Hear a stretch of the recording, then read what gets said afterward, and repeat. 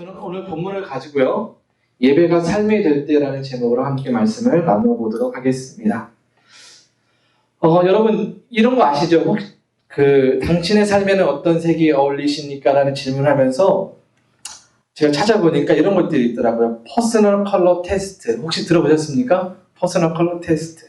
사람의 피부톤, 분위기, 표정 등을 분석해서 그 사람에게 가장 어울리는 색을 찾아다 주는 거예요. 해보니까 요즘에 이게 인터넷으로도 되는 거 아십니까? 컴퓨터로도 테스트를 하면 카메라가 딱 들어와서 저를 찍고 저의 가장 어울리는 색을 알려주더라고요. 저를 해보니까 그래도 해봐야 되지 않겠습니까? 그러니까 저는 봄 브라이트래요. 맞는지 모르겠어요. 얼굴 시커먼데 브라이트가 맞는지 모르겠는데 어쨌든 뭐 그렇대요. 어떤 사람이 이렇게 했죠. 웜톤, 코랄, 핑크가 잘 어울려야 하겠죠. 그래서 그 색에 따라서 옷장의 색깔이 바뀌기도 할 겁니다. 재미있는 것은 단지 색 하나를 바꿨을 뿐인데 사람이 달라 보이기도 하고 기분이 달라지죠. 그렇잖아요. 여러분들 아침에 화장할 때에도 어떤 립스틱을 바르냐에 따라서 그 사람에게 풍겨지는 이미지가 달라지지 않습니까? 그러면서 저는 문득 이런 생각이 들었죠. 그렇다면 예배에 내 삶에 어떤 색을 입혀줄까? 예배는 내 삶에. 예배가 우리의 삶을 어떻게 바꾸어 놓고 있을까? 혹시 여러분에게 있어서 예배는 어떤 색입니까? 무채색처럼 느껴지진 않습니까? 매주 드리긴 하는데 특별한 감동도 없고 일상은 여전히 똑같고 예배와 삶이 따로 노는 느낌. 마치 잘 차려입고 거룩한 얼굴로 교회에 왔다가 예배가 끝나자마자 회색 운동복을 입고 다시 현실로 뛰어드는 그런 느낌이에요. 그런데 오늘 본문을 보면 다윗은 예배를 통한 확실한 색을 보여줘요. 예배를 단 일회성의 축제로 끝내지 않고 예배를 통한 삶의 변화와 아름다운 색을 만들어주고 있다는 거죠. 예배를 드리고 난 이후 거기서 딱 끝내지 않고요. 다윗은 예배 사역자들을 세워서 이 공동체가 예배가 계속 진행될 수 있도록 체계를 세웠어요. 그리고 마지막으로 한 일이 뭐냐면 자기의 집으로 돌아가서 가족을 축복했습니다. 그러니까 예배는 그렇게 공동체에서 시작해서 가정으로 흘러가고 우리의 삶에 깊이 스며들어야 합니다. 한 번의 감동의 이벤트가 아니라 일상의 모든 부분에서 색을 입히는 것, 그것이 예배이고 그것을 하나님 원하세요. 그래서 영국의 존 스토튼 목사님은 기독교의 기본 진리라는 곳에서 이렇게 말씀하셨어요. 예배는 말과 노래뿐 아니라 우리 존재 전체를 하나님께 드리는 삶의 행위이다라고 말씀하셨어요. 그렇습니다. 예배는 우리의 존재를 색칠하는 하나님의 부신 것이죠. 그 붓질이 공동체를 변화시키고 가정을 축복하며 나의 일상을 하나님께 드리는 제단으로 바뀌는 거예요.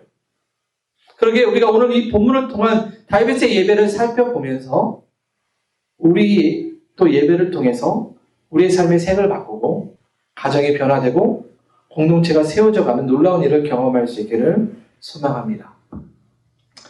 오늘 본문 역대상 16장 37절과 43절은 이스라엘 역사에서 가장 중요한 순간을 담고 있습니다. 하나님의 임재의 상징이라고 하는 그 법궤가 이스라엘 예루살렘 가운데 들어갔기 때문이죠.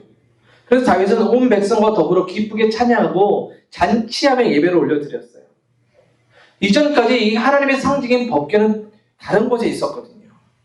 전쟁과 실패의 시간을 지나서 다시 이 예루살렘 중심지로 들어와서 하나님의 임재가 회복된 겁니다.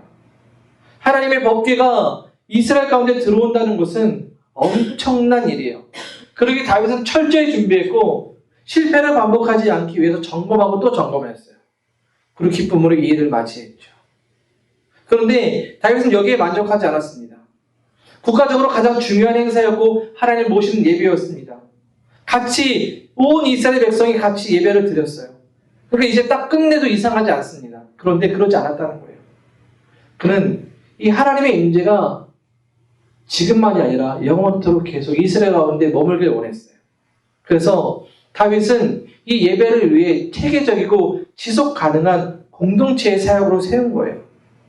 다시 말하면 성막에, 이 당시에는 성막이었거든요. 교회 텐트 쉽게 말하면 그 지성소 안에 하나님의 법궤를 딱 모셔다 놓고 다 되었어 라고 끝낸 것이 아니라 여기서부터 출발해서 시작인 거예요. 이제 이스라엘 온 공동체가 이것을 중심으로 바라보면서 하나님께 예배 드리기를 원했어요. 왜냐하면 이스라엘에게 있어서 예배는 하나님을 만나고 그분을 경험하는 가장 좋은 길이기 때문입니다. 그러기에 다윗은 이 예배를 위해서 다양한 사람들을 세우고 조직을 만들고 체계를 세웠습니다.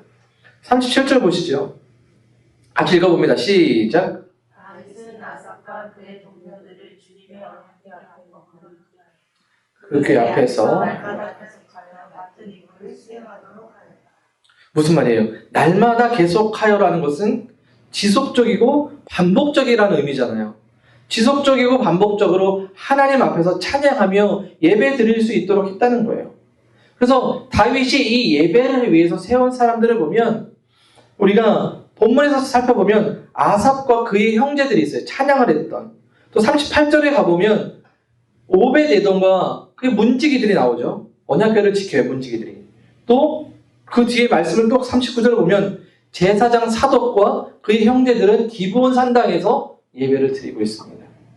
그러니까 이것은 예배가 하나님 앞에 체계적이고 또 예배가 중심이 되도록 하는 과정 가운데 이런 사람들을 세웠다는 거예요. 여러분, 우리 주일 예배 참 중요하게 여기지 않습니까? 그리스도인이라면 정말 주일 예배는 소중하다고 우리는 생각을 해요. 하지만 예배는 주일 예배로 끝나서는 안 되죠. 진짜 예배는 오늘 이 시간에 예배가 끝난 뒤에 다시 시작되는지도 몰라요. 하나님의 임재가 머무르는 자리는 교회 공동체를 넘어서서 우리의 일상과 여러분의 일상과 가정이 되어야 합니다. 43절을 보시죠. 같이 읽어봅니다. 시작. 그러나 백성이 각각 자기의 집으로 돌아갔고 하나님도 자기의 식구들에게 복을 빌어주라고 하고 예배를 마친 뒤에 온 백성이 집으로 돌아가죠. 다윗도 집으로 돌아갔어요. 그리고 집에 돌아가서 무엇합니까? 자기 가족을 축복해 주기 위해서. 그러니까 예배가 성전에서 머무르지 않고 삶과 가정으로 흘러갔다는 것이죠. 흘러들어가 축복을 전했다는 거예요. 그러니까 우리가 오늘 본문을 통해서 배울 수 있는 예배의 모습은 세 가지가 있어요. 첫 번째는 공동체라는 거죠. 예배는 하나님과 함께 헌신해서 드리는 거예요. 우리 모두가. 그리고 지속성이라는 건데 예배는 특정 시간과 장소를 넘어 우리의 삶 전체가 예배라는 것이고, 세 번째는 열매는 예배의 은혜가 가정과 일상으로 흘러들어가는 축복이 되어야 한다는 겁니다. 예배는 이 세 가지의 모습이 있어야 해요. 그래서 이것이 따로 떨어지지 않고 하나로 연결되어서 하나님께 영광이 되어지는 이 모습이 있어야 한다는 것이죠. 다윗은 이 예배를 위해 공동체성을 강조했습니다.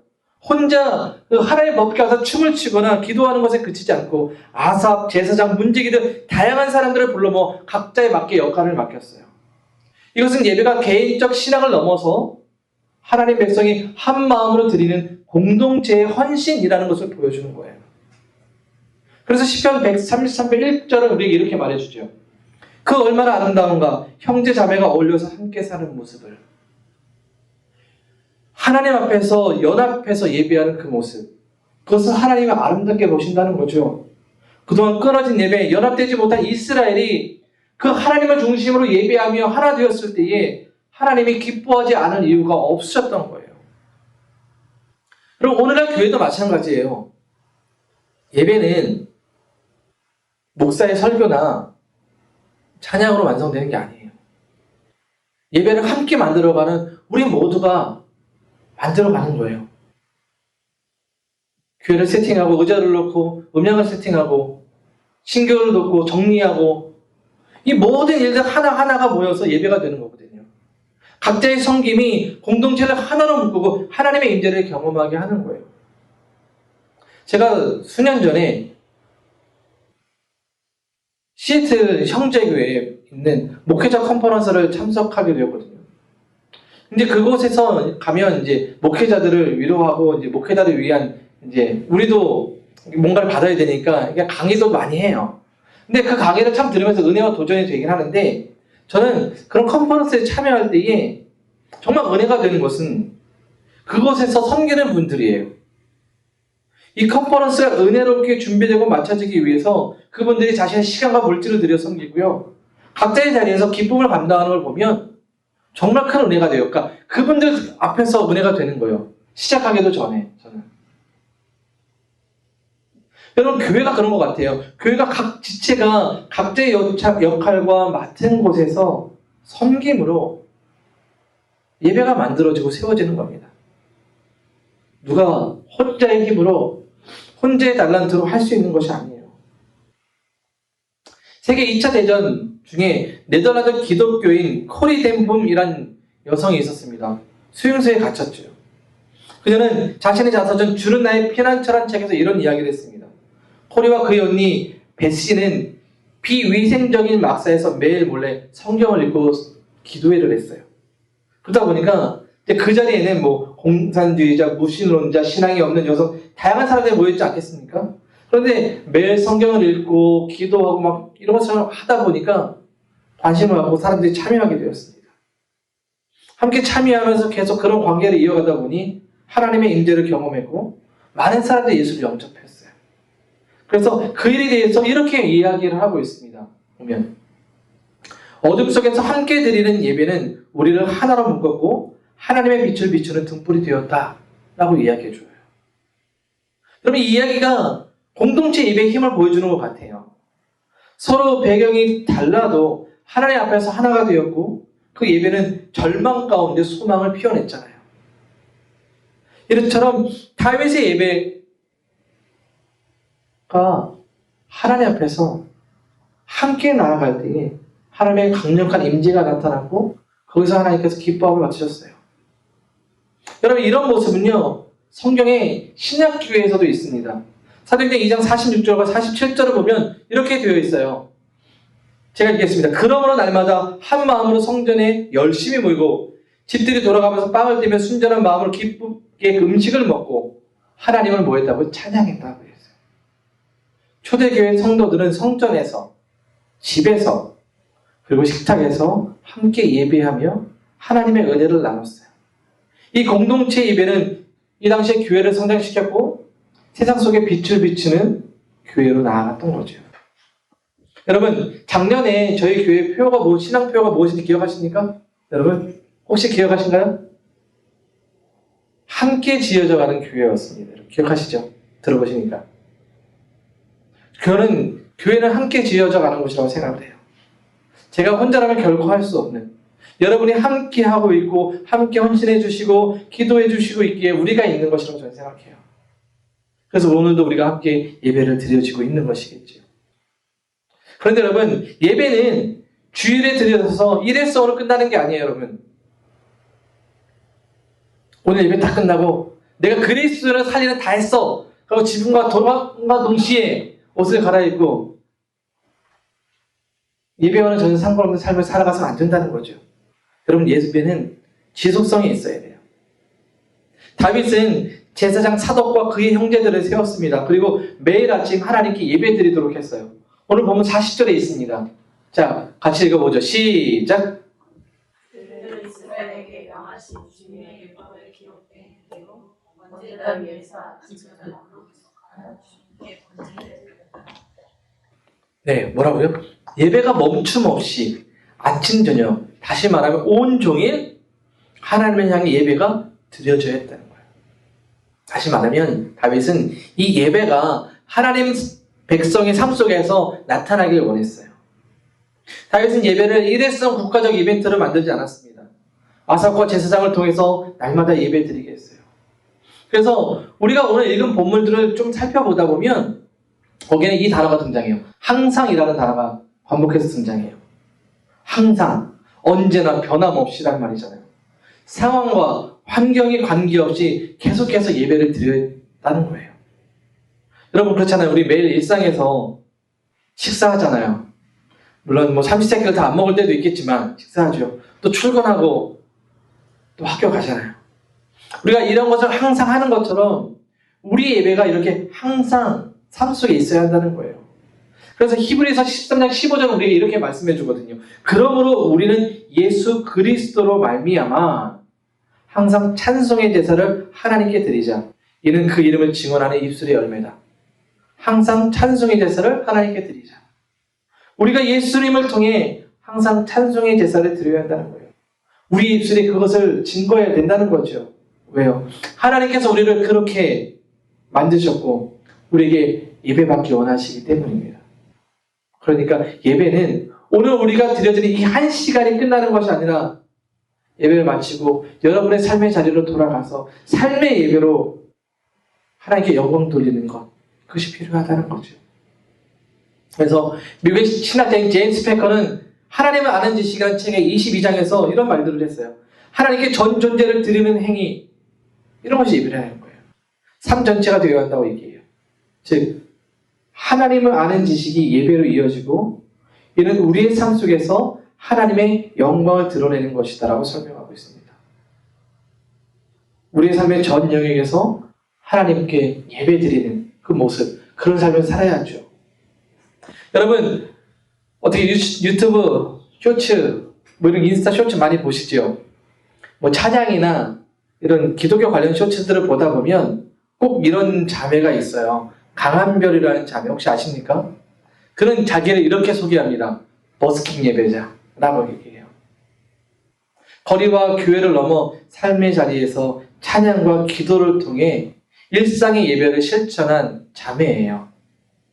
대학에서 실용음악을 전공해서 CCM 가수가 되려고 했는데 뜻하지 않는 어려움 때문에 방황하고 멈추었습니다. 그리고 다시 하나님 주신 사명을 확신하고 매주 철산 로데오 거리에서 거리 예배를 시작했어요. 모든 것을 스스로 준비하고 스스로 예배하더라고요. 비가 오면 어떨까요, 여러분? 그만할 만한데 그 폭우에도 우산을 쓰고 그 앞에서 찬양해요. 사람들이 지나가고 관심을 가져주지 않아도 늘 변함없이 찬양하는 것을 멈추지 않았습니다. 제가 이 자매님의 참여량을 보면서 무언가 정형화되어 있는 예배는 아니지만 생활의 모든 순간이 예배임을, 찬양이 하나님께 올려드리고 있음을 보았어요. 그리고 이것을 내가 배워야겠다는 생각도 했죠.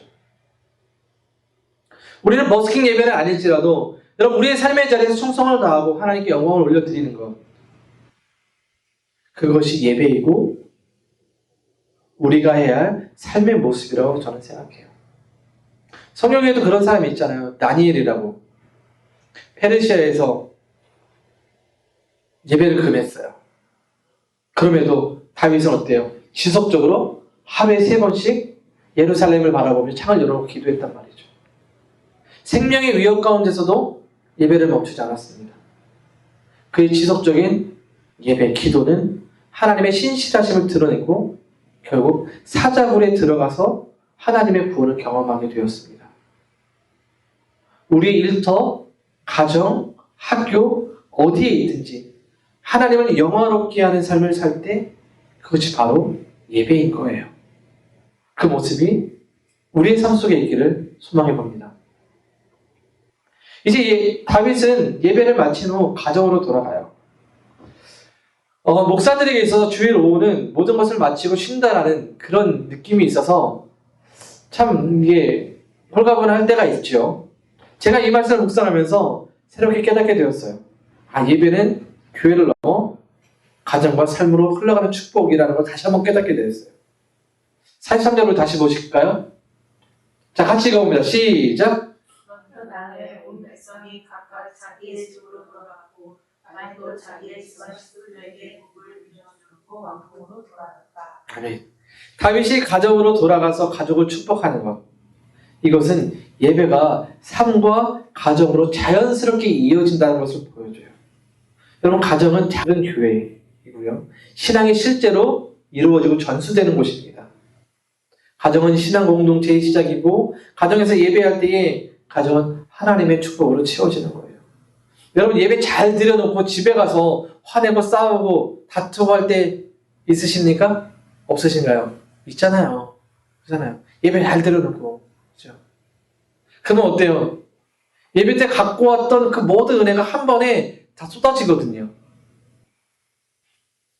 어떤 원사님이 교회에서 정말 열심히 하거든요. 예배 열심히 드리고 집에 갔더니 남편이 교회는 안 따라오고 소파에 누워서 TV 보면서 발가락 뻐글뻐글 하니까 보면서 어떤 생각이 들었을까요? 굉장히 화가 나잖아요. 그죠? 이 우라질 화상화라고 얘기를 해버리면 예배 시간을 가져왔던 거 다 쏟아내는 거거든요, 여러분. 오히려 집으로 들어가서 여러분 축복해 줘야 합니다. 다윗이 자기의 집으로 돌아가서 가족을 축복했다는 것은 단순한 왕으로서 하는 선한 행위가 아니었어요. 그런 예배자로서 또 가장으로서 하나님 앞에 섰던 은혜와 감격을 가정이랑 가까운 곳에 흘려보냈던 거예요. 왜냐하면 하나님의 은혜는요, 여기에 머물지 않고 흘러가기 때문입니다. 아니, 하나님의 은혜는 모두에게 흘러가길 원하세요. 제가 올해는 매일 성경을 가지고 큐티도 하고 성경을 읽고 수요 기도도 하고 있죠. 또 금요 묵상도 하고요. 또 이 본문을 중심으로 저는 주일 예배도 함께 나누고 있습니다. 왜 이렇게 할까요? 이것은 우리의 신앙과 삶의 예배가 늘 지속적인 것과 동시에 우리의 가장 가까운 삶의 자리에서 나타나야 하기 때문이에요. 연속적으로. 그래서 우리가 늘 예배하면서 제가 광고할 때 강조하는 게 뭐죠? 광고 시간에 개인 경건을 위한 큐티와 기도회를 강조하는 거예요. 왜냐하면 오늘 한 시간 예배가 전부가 아니라 우리의 삶에가 지속되어지기 위한 우리의 경건을 위해서 말씀이 필요하기 때문이죠. 그 삶의 현장에서 말씀이 살아있을 때에, 우리가 예배하고 있을 때에 하나님께서 흘려보내주시는 은혜가 우리의 삶 속에서 실제가 되기 때문입니다. 여러분, 그리스도인이 누구일까요? 어떤 사람을 우리는 그리스도인이라고 말합니까? 교회 열심히 다니는 사람입니까? 교회 직분을 맡고 있는 사람이 그리스도인입니까? 네, 맞겠죠. 세상은 그렇게 말할 겁니다. 그런데 여러분, 우리가 여기서 한 발 더 깊게 들어가 생각할 것은 그리스도인은 이것을 넘어서야 돼요. 진짜 그리스도인. 말씀을 아는 것이 아니라 말씀을 살아내는 사람. 교회만이 아니라 삶 속에서도 하나님의 영광을 드러내는 사람. 내가 속한 가정과 직장과 삶의 자리에서 정직과 성실로 살아가는 사람. 그래서 믿지 않는 사람들이 너를 볼 때, 우리를 볼 때에 너 그리스도인이구나 라고 그들에게 인정받을 수 있어야 해요.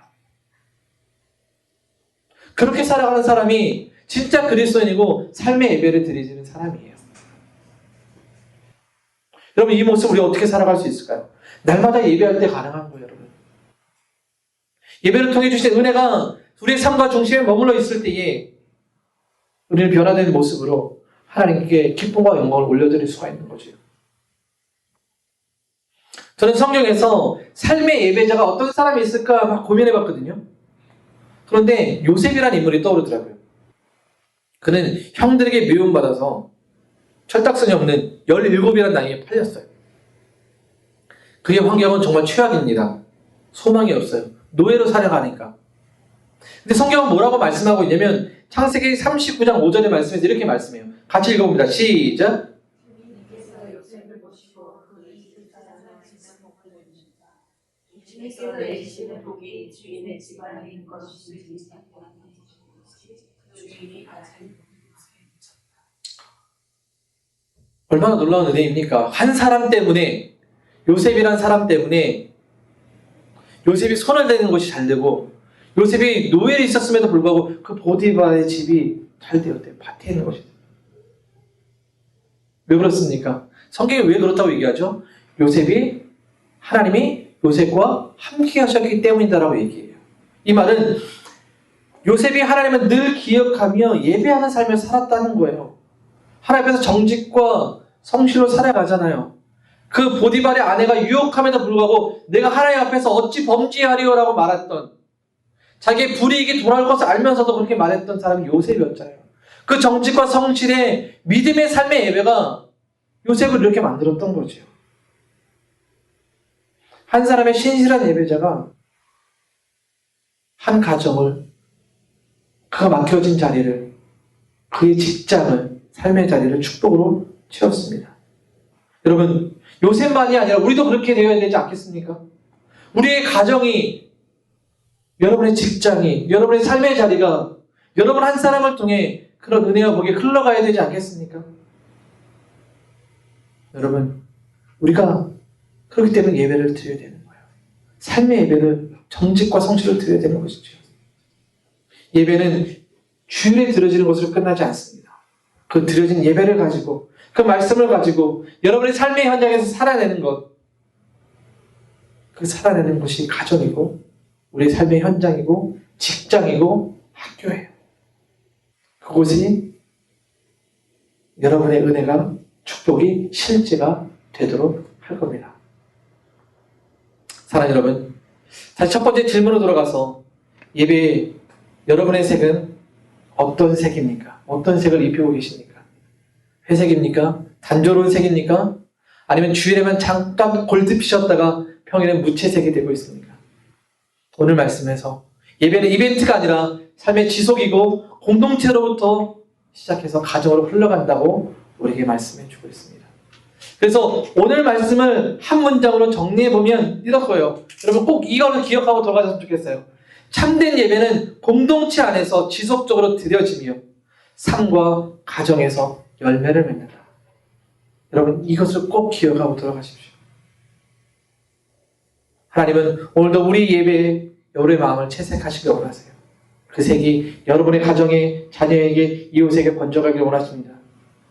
이것을 기억하셔서 예배의 은혜가 여러분의 삶 가운데 충만히 나타나고 하나님께 영광 돌리는 우리 모두가 될 수 있기를 주님의 이름으로 축원드립니다.